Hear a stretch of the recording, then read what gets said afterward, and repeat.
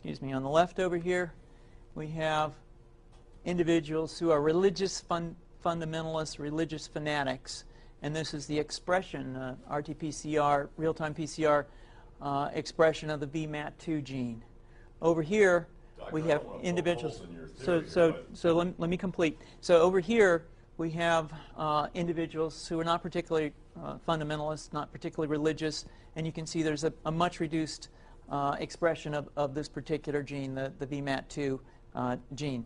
Another evidence that supports our hypothesis for the development of this approach.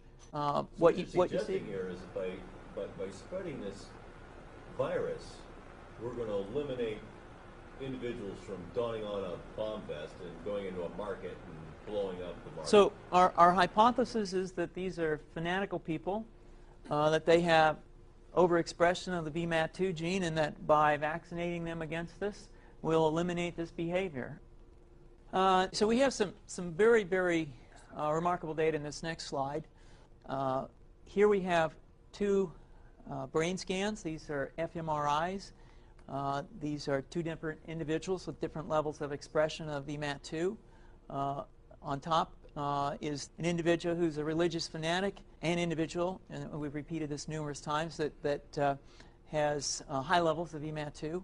Now, this individual down here who had low levels of the VMAT2 gene, this individual would self-describe as not particularly religious. In each case, these individuals were read a religious text. This individual lit up the right middle frontal gyrus, shown here, and that's a part of the brain that's associated with theory of mind. It's a part of the brain that has to do with intents and beliefs and desires.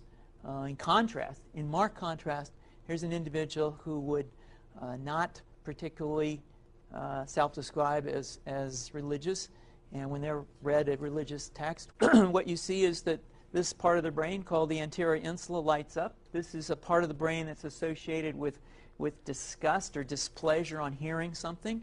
So you're suggesting I take a CT scan with me when I'm evaluating people to determine whether I put a bullet in their head?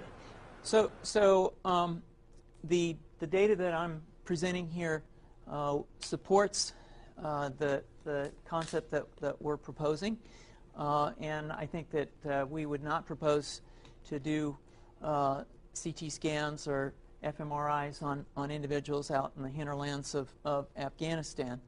The virus would immunize against this VMAT2 gene, and that would have the effect that you see here, which is it's essentially to turn a fanatic into a normal person.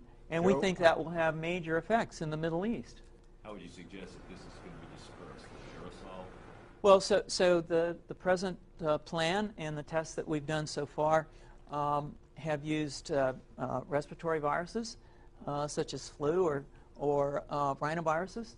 And we believe that that's a satisfactory way to get the exposure of the largest part of the population. Most of us, of course, have been exposed to both of those viruses. And we're quite confident that this will be a very successful approach. This is fascinating. What's the name of this proposal? Yeah, so the name of this project is FunVax, which is the vaccine for religious fundamentalism. And you have a proposal already?